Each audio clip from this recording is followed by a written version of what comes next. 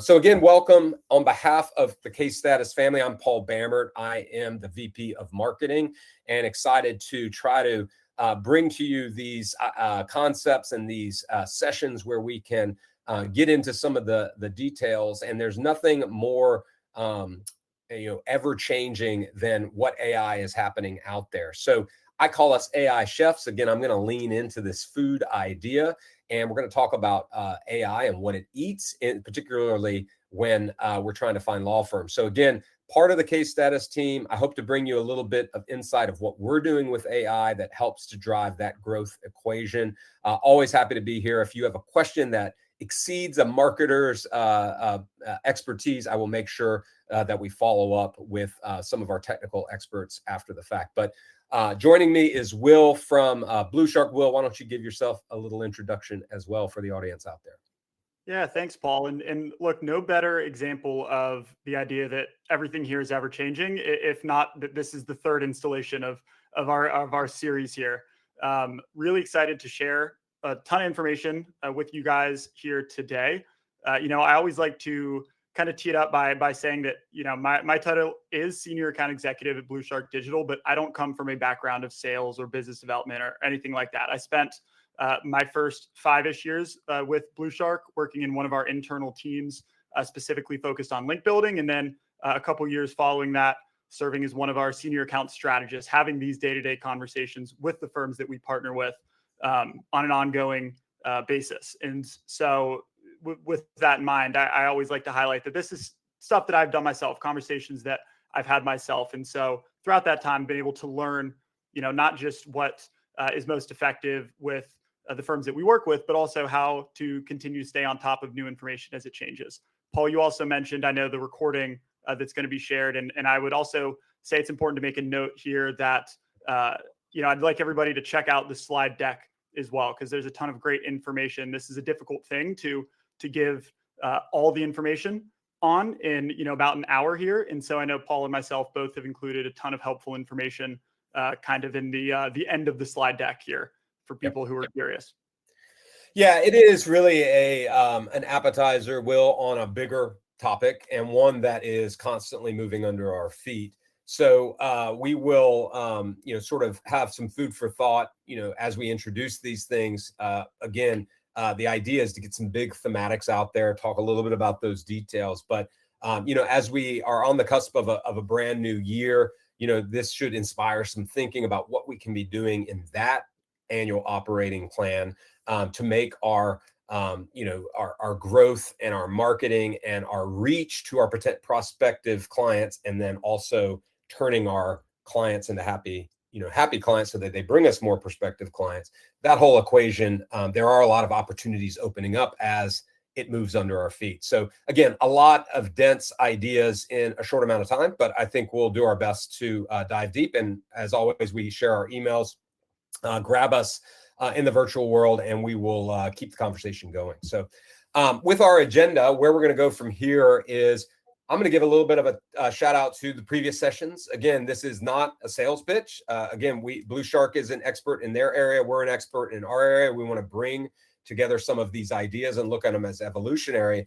And that is why we want to make this a continuation of the previous sessions, because there's still some really good stuff in those previous sessions. And so we'll give a quick promotion on that as we get started, so that you can go back and maybe listen to some of this, because this doesn't dissolve some of the things that we talked about in those other sessions. But we are going to dive into AI search, right? The reality is, when everyday people are trying to hire a legal services provider like those of you out there, it oftentimes begins with search, and we're seeing AI insert itself into that search process. And so let's dive a little bit in there and try to understand where that is evolving. We'll talk a little bit about what's behind the AI search models. Again, on both of these, Will's going to be the expert that dives in.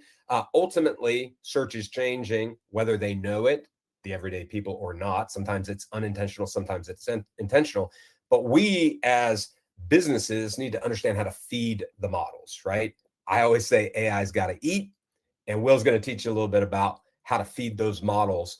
And ultimately, we become farmers of content. So we're going to dive a little bit about where does content come from? What is the content we're talking about? and come back to this idea that we've been preaching at CaseStatus for many, many years, which is operational excellence drives happy clients, and happy clients is where content comes from. So we're going to connect those dots. Again, playing two sides of the holistic equation. Will brings a lot of expertise on marketing and intake and prospects. We bring a lot of expertise on the clients. Those things are intimately related in an ever circulating cycle. And we need to make sure that we connect all of those dots, because if you focus on one and not the other, you're never going to get the best flywheel out of it. So we'll leave enough time for some questions and answers and next steps, but that's where we're going to carry you through this session today. I'll turn the mic over to Will in just a second, but we'll start with version 3. If you go to casestatus.com/events, that's where we host all of our webinars. You can do a simple, sort of browser search for Blushark, and you'll find these 2 installments. In the first one that we recorded in 2023, late 2023, we just went through sort of this connection between the hiring process, reviews and referrals, and happy clients. And so we start with sort of the basis. I would call that 101. We went from there. We had a session earlier this year, which we actually partnered with our friends at 8 a.m. We had Gabriella join us as well. So you check out that one. So we not only talked about, sort of organic, we got a little bit more into the LSAs and the paid side of bolstering those good reviews. We also talked a little bit about when you get a bad review and some of the things that you can do to take the high road, right? Because people aren't necessarily looking for a 5.0 rating and, 500, submissions. Having a little bit of color commentary that is a lower rating is sometimes sought after. Those what people look at those, and they want to see how you respond. And sometimes that can be the meaningful way that they make that hiring decision. So check out 201, if you will, from earlier this year, and you'll get some good baseline. That said, we'll move into today's content. So this is the segue, Will, where I sort of turn it over to you. My point is coming back to this idea of everyday people. For most of the practice areas that Will's team and my team service, these are unexpected events in many ways, or unplanned for events. So you're going down, life is normal, something happens, and now you have to search for legal services. Unlike our medical world, where we have a primary care physician who often will recommend a specialist or refer to a specialist, we're kind of on our own to search for that legal services provider. So if you really put your shoes in the everyday person out there, whether they've been injured, whether they've got an immigration case, a family case, right? The search is on. How are they going to find you? So searching has always been a part of this equation. We know we do traditional advertising. We try to flood the market. But if we look at the research over the last several years, they will say reviews and referrals are the #1 key factors to the hiring decision. So how do we get found in the search? How do we do it organically? How do we do it through paid, maybe LSAs or pay-per-click? These are still real. Check out the other things that we talked about, right, Will? But what's inserting itself into this process are these new large language model tools.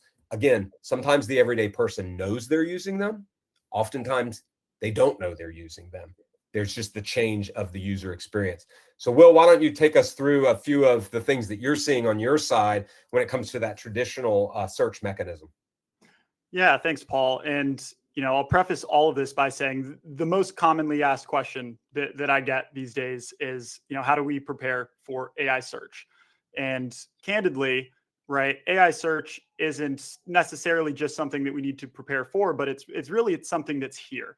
I would definitely encourage people to go back and listen to the last webinar where we talk about some things like review acquisition processes and stuff like that we'll discuss a little bit more here today.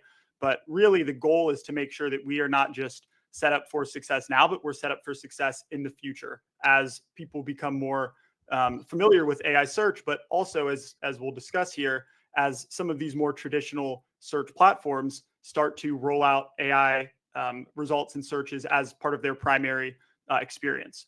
So really, when we're talking a little bit more about that visibility, right? The exciting part, or maybe really the interesting part about AI search and AI visibility is that contrary to in the past, right, you've had that very large market share occupied by Google. And we still do see the majority of searchers overwhelmingly coming in through Google, but we are seeing that trend begin to shift, right? within Google itself, even things like AI overview, AI mode, where they are starting to incorporate their own AI into the regular search experience. But you're also seeing the rise in popularity with these different LLMs. You have ChatGPT, you have Claude, you have Grok.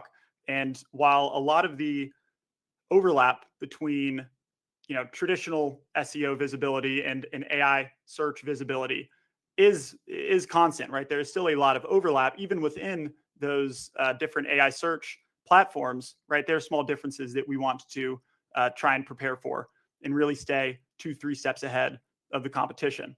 Some of you guys may be familiar with this, whether you are fully aware of it or you're even just experiencing it in your own search.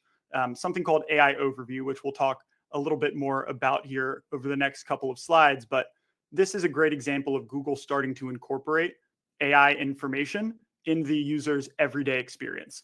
Now, if you rewind the clock, right, to kind of the old, when Google was first starting to roll out, right, the predictive text in a search, right? In theory, this is an example of AI in and of itself, but we are now seeing it become more and more intertwined in the everyday, like average search experience.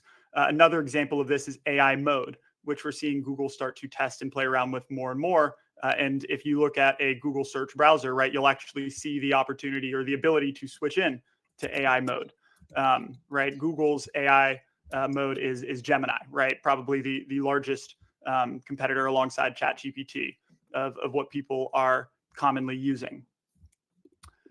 Other AI specific tools, right? Like ChatGPT, Claude. I'm sure that you all have the tools that you're most familiar with, but the most important thing is we need to understand how to achieve visibility, right? And similar to Paul's analogy earlier on what does AI eat, right? What I'll start out with here is the EEAT guidelines, right? And these are guidelines that have been outlined by Google, but what we're finding is that they're very applicable across the board. And it really stems from a high quality, helpful content, right? EEAT stands for experience, expertise, authoritativeness, and trust. Google wants to feel confident that you are providing high quality information, right? We want to prioritize that element of useful information over top of things like word count, right? We don't necessarily want a super long word count unless that super long word count is consistently producing helpful information. Similarly, if we talk about the technical structure for it, same principles as the past with SEO search, right? Making sure that the information that we're providing is able to be crawled so that Google can understand exactly what our content means, what it's designed to help, and make sure that it's in a language that they can understand so they can broadcast it to the right audience. But from there, I do like to differentiate between the idea that we want to be visible necessarily for all AI content, but more importantly, we want to identify the right AI visibility to obtain. In the world of AI search, right, it is not necessarily to mean that we can be visible across the board for all the search terms that we want to be visible for, right? Within AI search, we want to identify what search terms do we want to be visible for. And that's what I really refer to when we speak of targeted visibility, right? First step is we need to understand what AI search terms do we want to be visible for. That's step one. And really the biggest difference is that AI search compared to traditional SEO, right, isn't necessarily just what we're saying, but it's more what the internet is saying. We need to teach them everywhere. And that's where really leaning into those advocates through teams like CaseStatus who can really help provide that information is going to be crucial here. Now, if you take a look at the image on this slide here, you'll see that all of the different LLMs and the AI search platforms, they all pull their information from similar places with slight differences. And this is something that I found really interesting. This is pulled from a search by Search Engine Land in late August, where it looked at some of the major AI platforms, Google Gemini, ChatGPT, Copilot, Perplexity, Grok, Claude, etc. And you'll see that in that prime web data source, you have Google Search, Bing, Google Search, right? Kind of different primary platforms there. But the interesting part is that if you also look at that other data source section, you'll see that just about all, if not all of these platforms are either referencing Google search or they're referencing aggregators that are using Google search as one of their primary methods of information collection. And that's what you'll see when we're looking at Common Crawl or Google search via SERP API, right? And essentially all this to say, we need to not just make sure that we have a strong presence and trust on Google through things like your Google business profile, right, your website, et cetera. But we also need to make sure that we are putting out the right information and establishing that trust wherever these search platforms are pulling their information from. Hey, Will, real quick on the sourcing, because you and I talked about this in the pre-planning, but Reddit has come up in the question, and is that a source? So I've heard that as well, that some of the, and I don't know if it's for search, actual, what's running out there in the wild today versus training a model. But do you know anything about whether Reddit is one of those sources that is looked at? And maybe beyond Reddit, are any of the social platforms, I guess, a LinkedIn, a Facebook, an Instagram, do they get pulled into any of these as well? That's a great question. And to answer it, right, it's somewhat complex because you ultimately want to find the balance of what's working now and what is going to be that fundamental in the long term. And it's hard to say, right? But yes, Reddit is something that we are seeing to provide impact in AI search currently. After the presentation here, when we send along the full list of slides, I have some information specifically on this that people can reference, but we're seeing that really some of these major fundamentals, right? Reddit is one of them. Social platforms is one of them, but also reviews on not just your Google business profile being one, but other review sites as well. Things like Yelp, things like, reviews on your social media, et cetera, right? It's that element of teach the internet, not just teach one platform. So this is something that, I would urge people to start thinking about, especially with your reviews. Yeah. And another question on, and somebody's making fun of me on that I missed the EEAT on an actual slide, and amen. Like I should have had that on, but hit on the idea of expertise versus experience, because I know the customer voice is key to one or both of those. I think it's, and just this idea, because I think one of the things that we're talking about here is what the law firm team can control directly versus what they can influence and ask for. And so in the midst of this is, right, we have our first party web properties like our website, where we could change content, we can put blog posts, we could put links to our books that we've published, we could put videos of testimonials and transcripts therein, right? Well, we control that as law firm professionals. The other side is client voice. And, where do they get loud? Typically, I'd say in 1.0 and 2.0, most of our encouragement was go to Google business site, leave the review, use your voice there. But what I hear now is like, we still want to harness that voice, but it's not all just about Google business anymore, right? If they've got something good to say, I see a lot of other data sources here where if they're active there, we want to get them to say it there. Is that a fair summary of some of the things that have changed in our world? Yeah. So that's a great question. So we still see that, and we still fully believe, based on what we're seeing, that if you have somebody and they will leave you, a singular review on one platform, we still see that Google leaving a review on your Google business profile, that is above and beyond still by far where we want to send that one ask.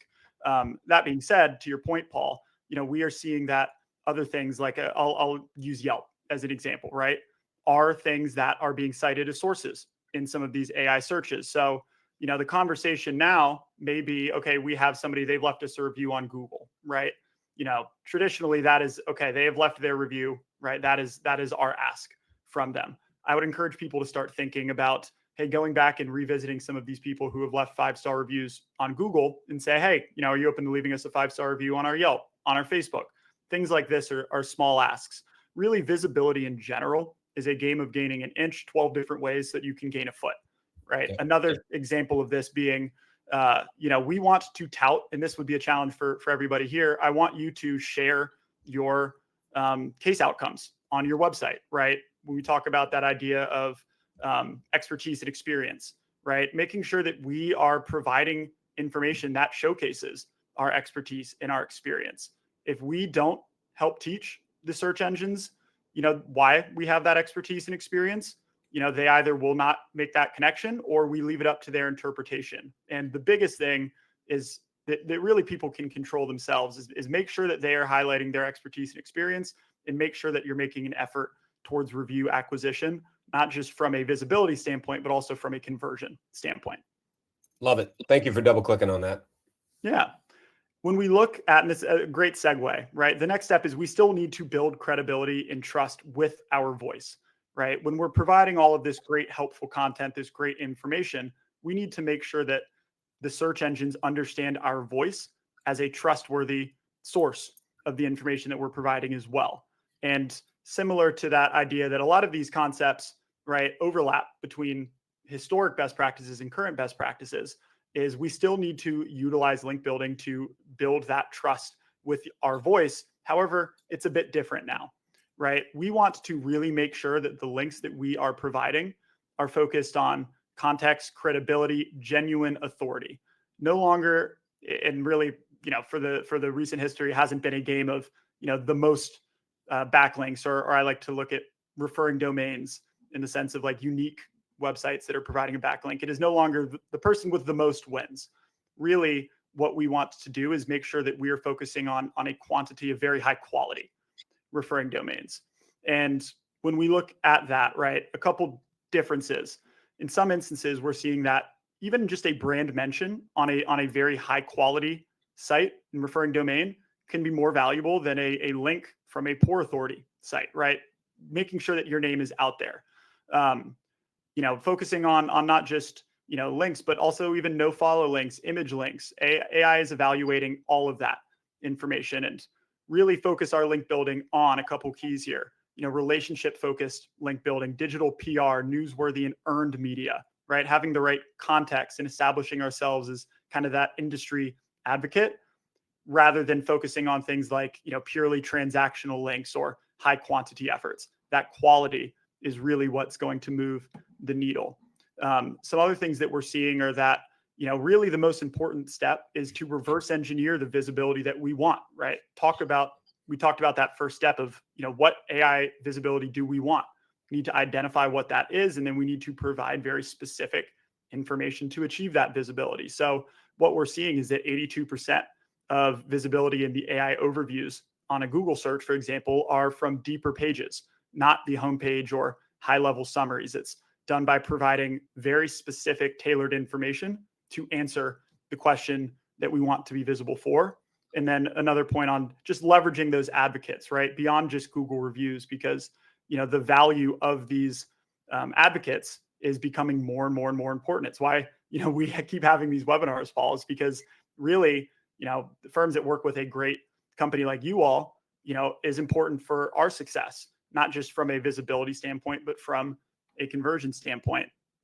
Well, and real quick interjection on a question coming through on that. I appreciate that comment, because there's the idea of credibility and trust that is earned, and there is maybe the idea of credibility and trust that is manufactured.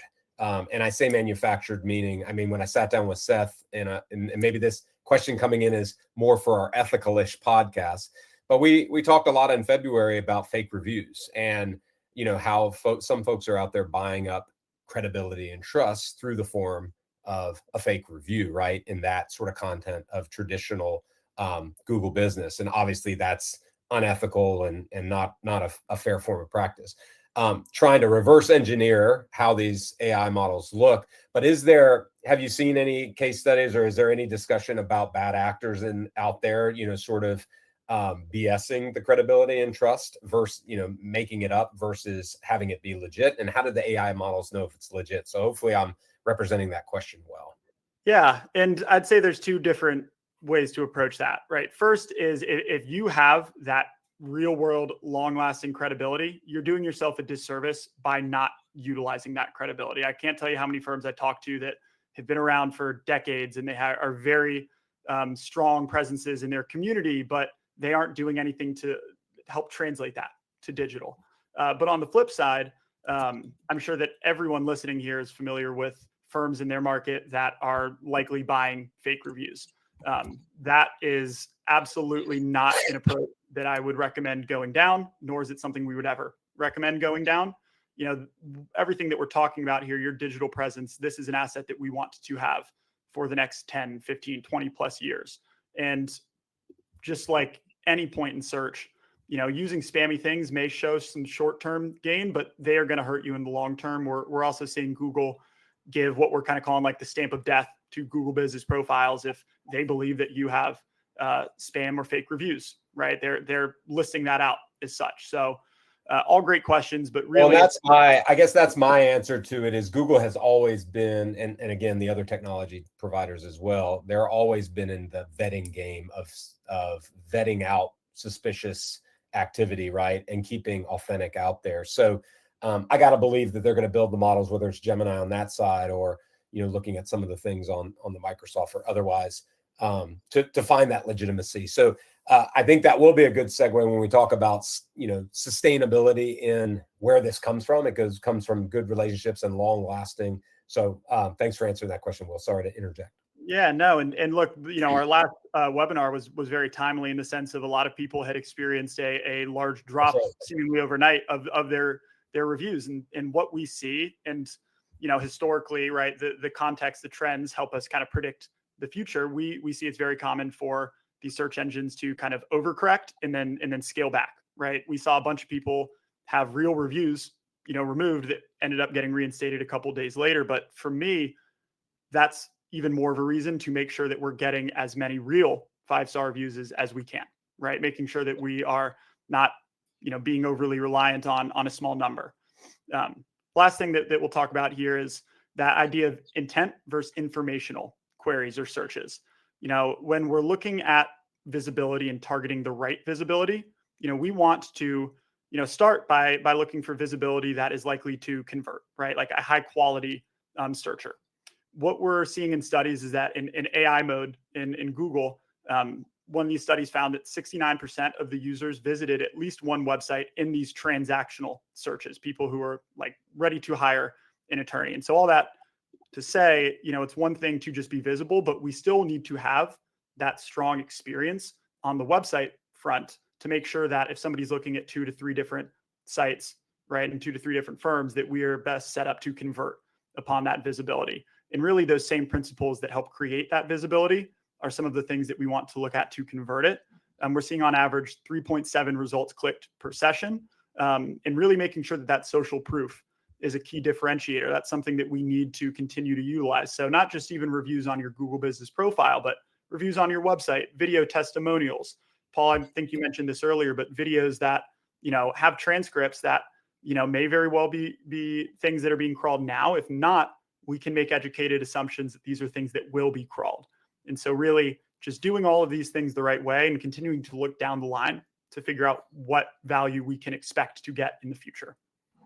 Yeah, I love the unstructured data side of the era that we're in, especially when you get into the emotional side of the relationship with your clients. Again, I go to some of the best firms out there, and typically I can find the client stories and being able to put that into a format that's going to be found by the AI and today and maybe tomorrow it will be able to dissect the video without the transcript, but get the transcript out there. That's some of our best credibility and social proof, as you mentioned, Will. So awesome. I think we're good on the questions at this point. So let's transition a little bit into where does the AI content come from? So when we think about this idea of feeding AI, right? Now I'm putting my farmer's hat on, which is I think of everything as an assembly line, even though this is a cycle, as we've talked about, right?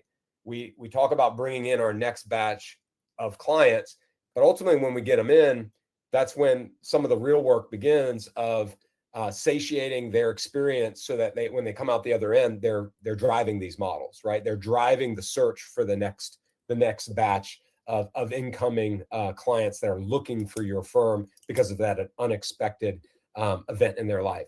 And I've been on this Maya Angelou since I did GLM Summit in October. I love I was an engineer in undergrad. I never really got into linguistics, but I loved reading Maya Angelou and her poetry. But this quote has been really sticking with me because as we move forward in case status and using AI at the core of client experience, it really does come down to this quote of people forget what you said and even what you did as lawyers, like the outcome, the check that was given or the result of the legal. What they will remember is how you made them feel. And that analog's not just lawyers. I talked about medical and the healthcare parallels before. We call it bedside manner when we're talking about physicians, right? And that can be not only important in the overall experience, it can be important in the healing or the justice factor of what we're trying to deal with. So when we think about what case status is trying to do in this equation, we are ultimately trying to create more happy clients. And that's a hard thing to do because we're talking about emotion. And emotion's really hard to sort of put your finger on it, especially in a digital or a technical world. And that's where we're trying to, thread the needle on this idea of being more human in an AI era, which is really fun. So for me, I've been thinking a lot about, where growth comes from when we're talking about the happy clients. Ultimately, I have these 4 food groups that come up into my, brain. We've talked about 2 of them a lot: reviews and referrals. I've cited Clio's, legal trends report from 2019 and 2022, where they really talked about the hiring process, and reviews and referrals is always at the top of that list. I think another reality that we have out there is direct law firm referrals. So there is so much that's going on. We partner with several: Case Exchange, Attorney Share, Lexamica, and then there are other affiliations, Injury Board. These are networks of attorneys that have some shared thinking in some way, and they're sharing referrals of business, maybe in the same practice areas, maybe in different practice areas. And that matters, and we'll get into why that matters, because what we're seeing is now we're seeing client-focused firms want to network together. Firms that put client experience first and understand that happiness is a driver, they want to band together, and they only want to refer or receive from like-minded firms. And so that's becoming a really cool development. And the last 4, maybe the most important of that food group, which feeds those other 3, is that great content, Will, that you were talking about. So happy clients are the key, but where did they come from is the punchline that we've been talking about here at Case Status. And they come from an awesome client experience. So if you haven't heard about what we're doing at Case Status using AI to feed the AI, right? A little bit of irony there if you want to think about it that way. But everything is about client experience. We've moved from client communications to several years ago to client engagement to now we are trying to create this immersive client experience at all touch points and stay ahead and be proactive in everything that's happening. And all of that comes with data, right? When firms move to our platform to service their clients, they do more than just track the case throughout the milestones, right? They've moved beyond the pizza tracker, which is what we started back in 2018. Now we're trying to read the tea leaves. We're trying to see what they said, what they did, what they didn't say, what they didn't do. And all of those things are meaningful to be interpreted in insights that ultimately wake up agents to help our teams make that experience even better. That's what client intelligence is all about. I use a metaphor, I move away from the food metaphor. If I could have client intelligence for my relationship with my wife and my kids, it would go a long way. Read my text first, interpret for me, and recommend how I should respond in kind, understanding really what's being said on the other side. That's what we're trying to scale as law firms. We want every interaction to feel superhuman on the Maya Angelou level, but we want to scale it at the same time. If we can't scale it, then we're never going to grow our businesses. So client intelligence is at the core of what we're doing on the client experience side. So there are sort of 8 sort of areas of jobs to be done that we're trying to solve for, Will, to try to create happiness that ultimately becomes mobilized in the public domain. We want to do it privately first, though, but jobs to be done: make our staff faster, make our staffs more reliable on messaging and content, but ultimately to drive that happiness and that ROI. So some of the things that we're deploying, and I'll show a couple of those, is urgency. We all have messages we have to respond to, me included. I've got an inbox and it just stacks up. I don't know when I come into 50 unread emails, which one is the most urgent. right? I would love for Gmail and the G Suite to tell me what is. And I can kind of do some of that in that tool, but it has to be trained. It's very hard, right? What we're trying to do is bring that, and I'll show you a couple of snapshots of where we're doing that. So responding to messages, getting those first ones, folks. Once you open it, then the question is, what should you say, right? How many times have you opened a message that you want to respond to, and it's just the blank screen, right? Gemini and others are starting to get a little bit better at suggesting things to say, but what they're missing is the context of the thread, the context of all of the communications. We're able to bring that all together to recommend a proper response that ultimately the staff approves or edits, and the model gets stronger. We're also been focusing on translation, speak in their language. How do you speak in somebody else's language or their preferred language, right? AI is a great way to do that. And then summary. I've gotten on a lot of these sessions with Ken from Pilma. I love his rules. He's got these 7 or 8 rules that everybody, he's been running them for decades, and now he preaches on them in Pilma. But one of the rules is you should have your attorney staff reach out at least at a minimum every 30 days to contact the client, have a conversation. Well, when you've got a team working on a particular case, that lead attorney is going to need information to make that outbound call. Otherwise, it's not going to be productive.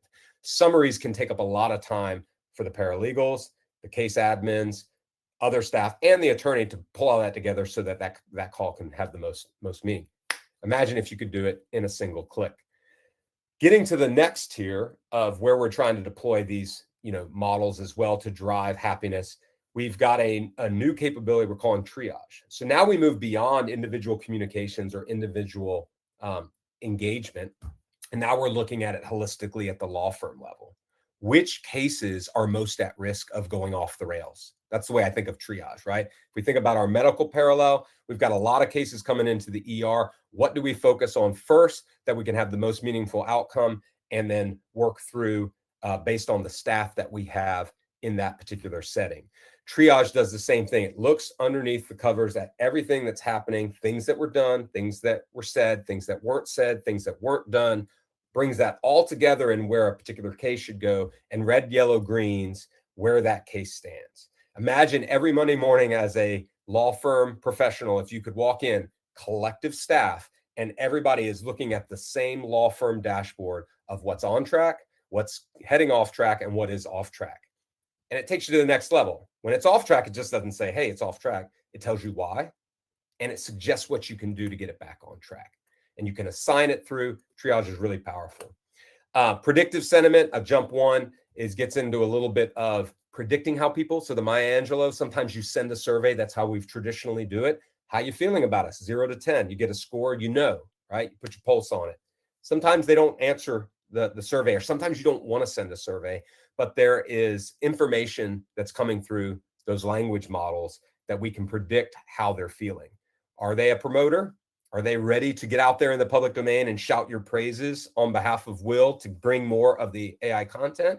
Or do we need to do more work internally to win them back, to get them back on track? Predictive sentiment is a really cool way to read the tea leaves and get your staff to know what's going on when there isn't a survey.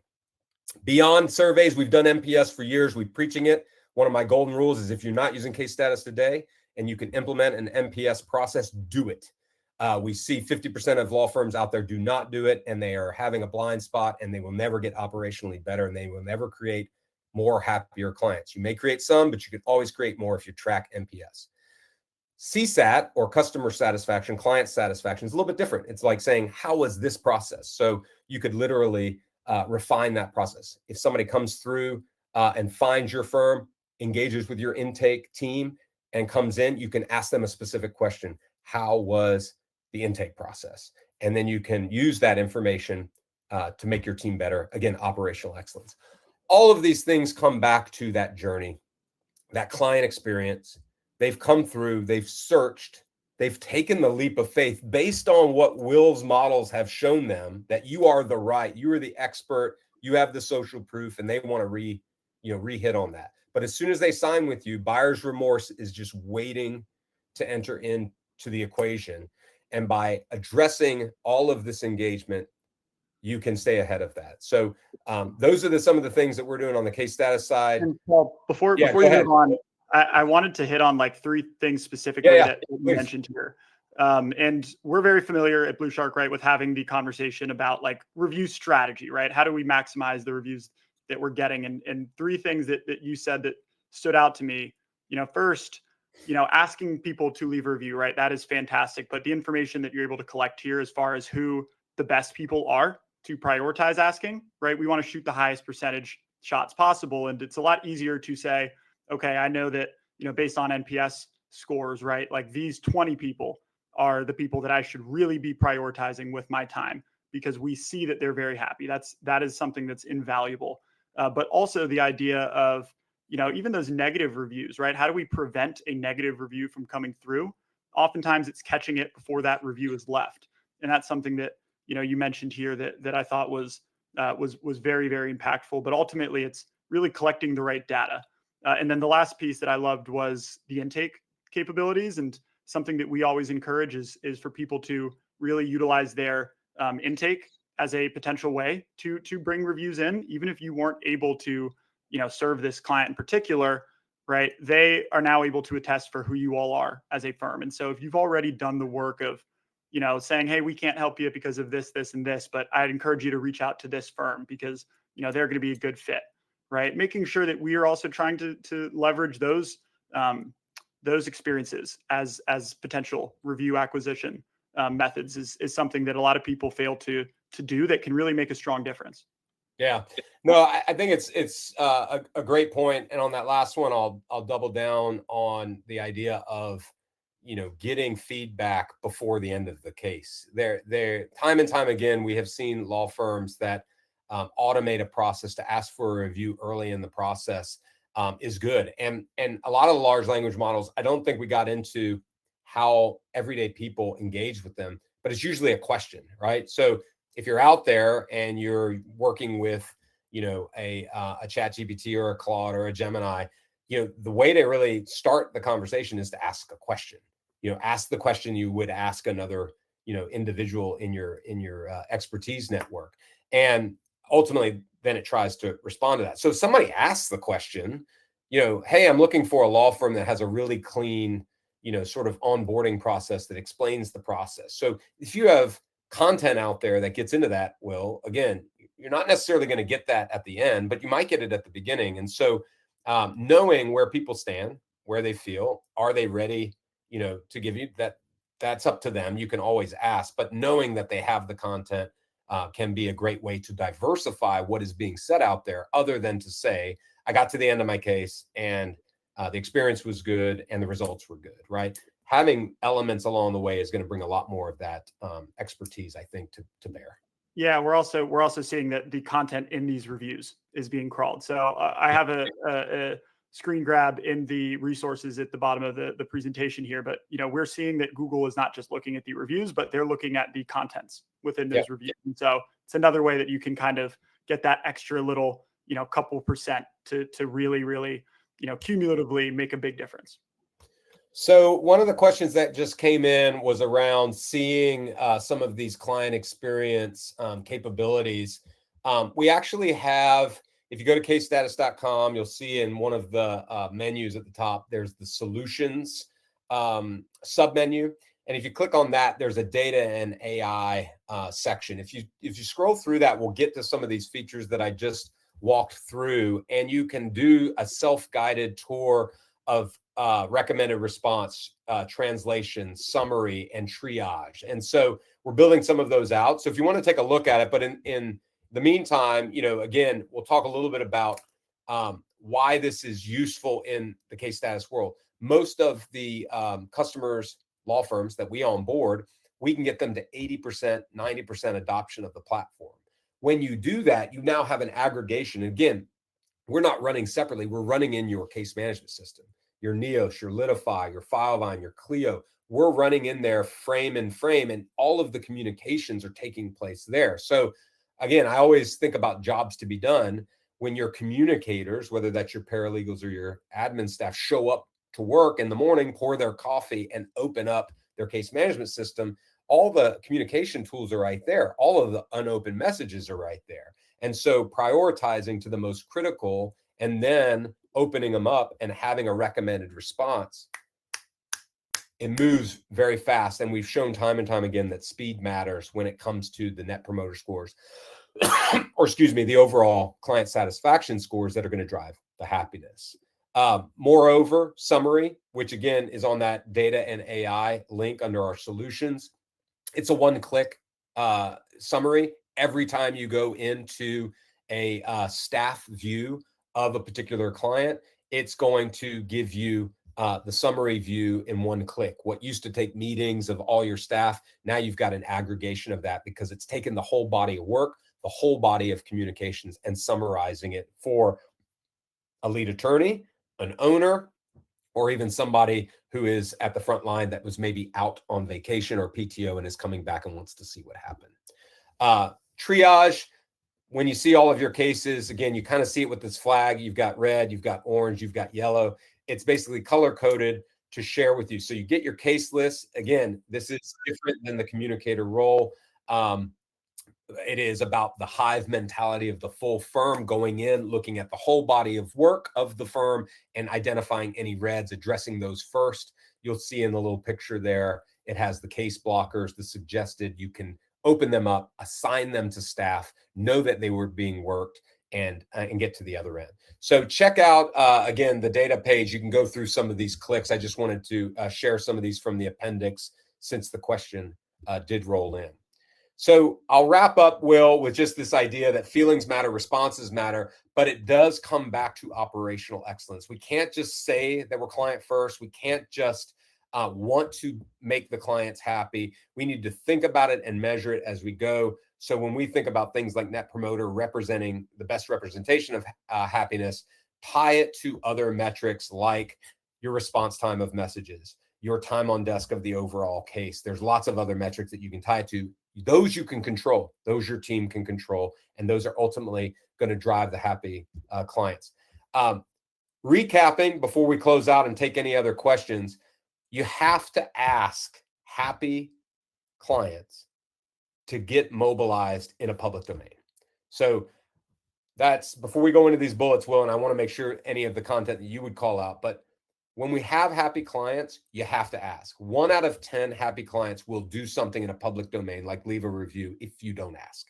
8 out of 10 will leave you a review or do something else if you do ask. That's an 8-fold increase. So if you do all of this work to create happy clients, but do not ask, you are at 1/8 of what your potential could be to create all this content that Will is trying to drive. So content is king. You did the hard work. You measured it. Feed the content out there, get that social proof going. Will, what else would you capture that our audience should take away and put into play as soon as they're done with this session?